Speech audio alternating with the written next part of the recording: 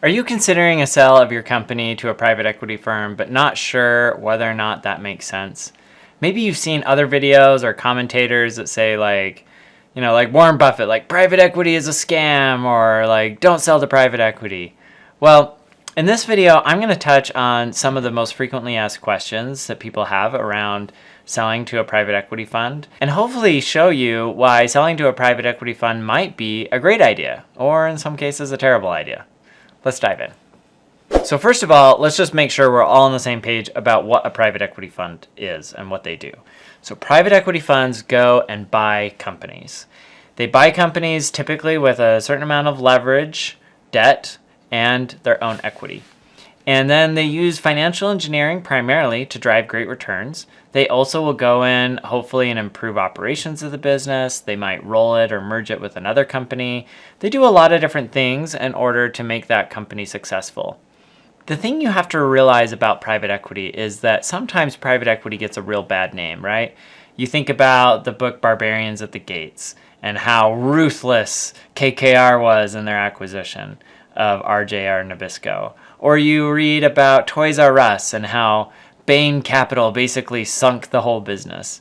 But the reality is that private equity is really not that risky most of the time. Private equity investors are buying businesses that frankly aren't that risky. Like, they're generating strong profits on a consistent basis. They don't need to be growing a whole lot. And frankly, private equity investors don't need them to grow in order for them to generate like a very solid return on investment. The other thing is, like, private equity investors aren't looking to generate 10, 20x on their investments. They're looking to generate a more modest and reasonable 2 to 5x on their investments. What this means, though, is that if most of your investments are generating about a 3x return, you really can't afford to lose very many of your investments if you want to generate a good return for your investors. Because essentially, like, if I'm only generating 3x and I want to target a 3x total return on my fund, then I really can't afford to lose a single portfolio company, which means private equity is really not quite as risky as it sounds. But anytime there is like a big blow up, reporters are sure to jump on it and tear apart private equity as these greedy capitalists. Now, if you've decided that, now's the right time to sell your business, let's talk about a few reasons why selling to private equity might make sense. The first thing that I would recommend really understanding is, why is the private equity fund buying you? Are they buying you to roll your business up into another one, a larger platform, for example? Or are they buying you because you are the platform? Both have pros and cons. So let's say that you're the platform they want to buy, and then they're going to go buy other businesses and roll them in.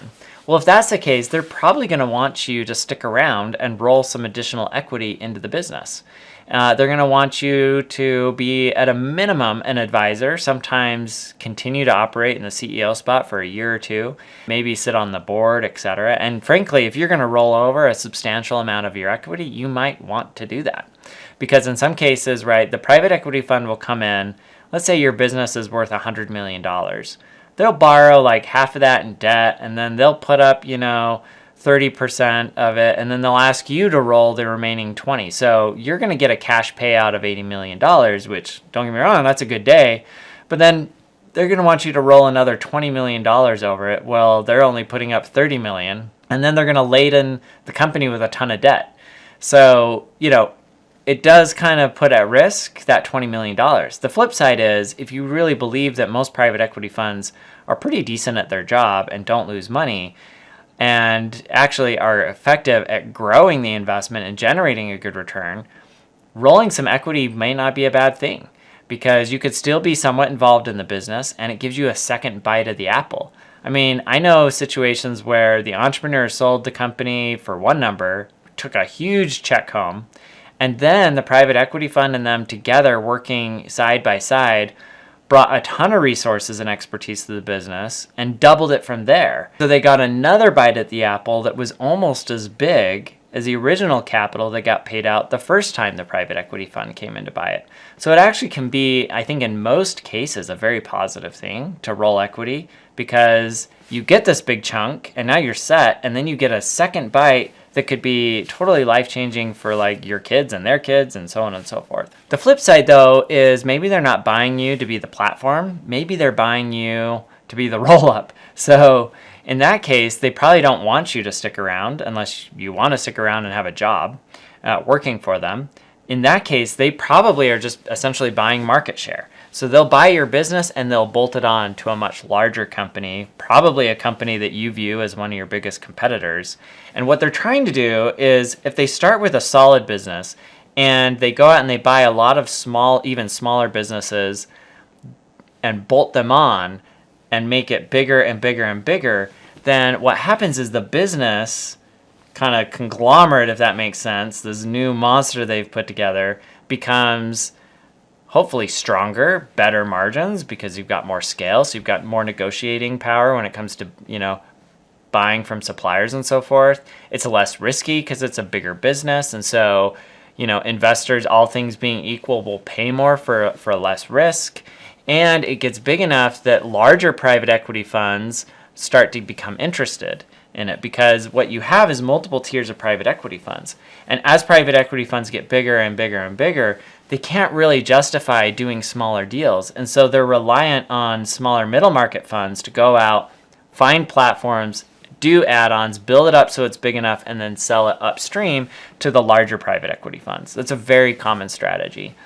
The nice thing though is that if you just want out of your business and you want to be done, you're ready to sit on the beach, then if you're selling it and it's part of a roll-up, you can kind of like sell it and walk and not necessarily have any further obligations with the company. In some cases though, like a very popular thing is to do dental roll-ups. So for example, maybe it's a dentist that doesn't really love like the business side of what they do. They love helping people, they love working on teeth, but they don't love like the politics and the bickering and the payroll and all of the headaches that come along with running a business. And so in many cases, like they'll sell their practice to a private equity fund. They continue to work in the business. They get paid a very nice salary and they drastically reduce the stress in their lives. So in those cases, like it can be great because you can offload a ton of stress while still getting paid really, really well. And so there are a lot of roll-up strategies like that in the healthcare space, whether it's dental or primary care docs or all kinds of things. So what can you expect if you're going through the process? Well, oftentimes private equity funds will reach out and they'll be interested in learning more about your company. What does the process look like? Well, first, you got to engage with a private equity fund. And that typically happens in one of two ways. Either you reach out or get contacted by an investment bank, and that investment bank represents you on your behalf, and they go out and meet with a lot of private equity funds that they have relationships with, and they show them your deal, and then they become kind of your intermediary. They help you negotiate the whole deal back and forth, and they can be great advisors as you're working through this whole process. If your business is big enough to justify it, typically, a business that's worth at least $10 to $20 million, it's probably worth spending some of your money working with an investment banker, just like you would work with a realtor if you wanted to sell your house, because a realtor can help you get a better price ultimately than you can get on your own. That said, sometimes private equity funds will reach out to entrepreneurs directly, and the entrepreneur doesn't use an investment bank, but rather just works directly with the private equity investor. That can also work really well. Private equity investors love that because there's less fees that they have to pay and less fees you have to pay. But the flip side is, there is certain value to having somebody that's been there, done it a whole bunch of times in the form of an investment banker to advise you and hold your hand through the process. Once you meet with them and they decide, hey, this is a really interesting deal, they'll oftentimes issue a term sheet or a letter of intent or what have you, and then start the diligence process. In the diligence process, they're going to spend a bunch of time understanding market, competition, those types of things that are external to your business, but they'll also spend a lot of time in your business. So understanding the financials, the operations, the team, the managers, all of those different aspects of your company to ensure that they know what they're getting into and that it's ultimately a good deal for them and for you, frankly. During that due diligence process, and even as it comes to the end, you'll spend a lot of time negotiating back and forth on the terms of the deal. They may find things in diligence that cause them to want to argue for a lower valuation, or in many cases, the market might change and you might be pushing for a higher valuation as you learn more about what's going on during this whole process. Some of the key factors to think about, though, in the negotiating process is not just the amount they're going to pay you. Especially if you've got employees that you really care about in the company, you wouldn't want them to come in necessarily and just fire everybody. And so sometimes that can be a lever, like, hey, I'm willing to sell, but I want my employees taken care of, right? And in that case, it's as much as on you to negotiate as it is on you to do your due diligence on the private equity firm to make sure that they stand behind their word and won't fire everybody once you've exited the business. There are other levers too that can matter. So maybe you negotiate how much you have to roll over into the deal, or maybe you negotiate the timing of when payouts occur. Sometimes you'll have earnout strategies or components to the deal where they say, hey, this is a great business, we'll pay you what you want, but we're not going to pay you all of it up front. We need to make sure that everything you told us is really true, and the only way to really know that is for us to wait a year or two and see how the performance is over that time period, right? Like, if we buy the business and then overnight lose half the contracts, that's going to be a problem, right? And that's probably something you as the founder and operator of the business have some insight into, right? So they do a lot of things to try to protect themselves there. And then, of course, like, valuation is definitely a key sticking point, right? You want to get the most you can out of the business. And look, I think if you're looking to sell, I think it makes sense if you're basically ready to hang up the spurs, or you're looking for a partner that can really help take you to the next level.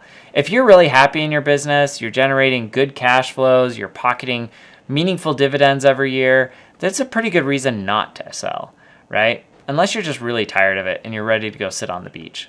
What happens after you sell the company?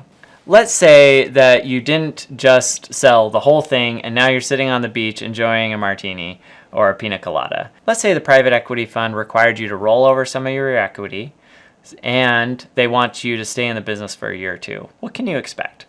Well, you should probably be focused on finding your replacement and helping support and build the management team to operate in your absence.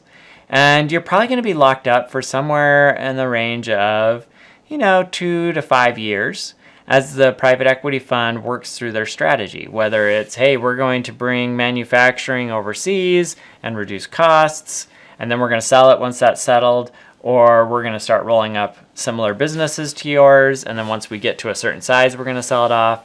So really understanding like what the private equity fund's ultimate strategy is for your business and how long it's going to take them to pull that off, and the risks that are associated will be important to understanding what your life will be like post-sale.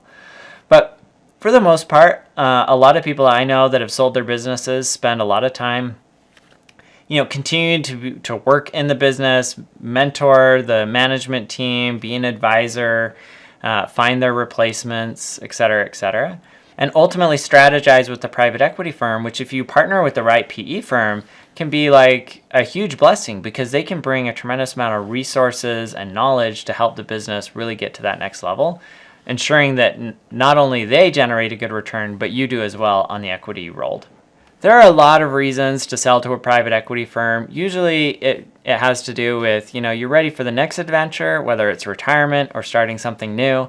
There can be some definite downsides. Sometimes private equity funds do come in and lay off a ton of staff and make a bunch of changes that you don't really appreciate or agree with.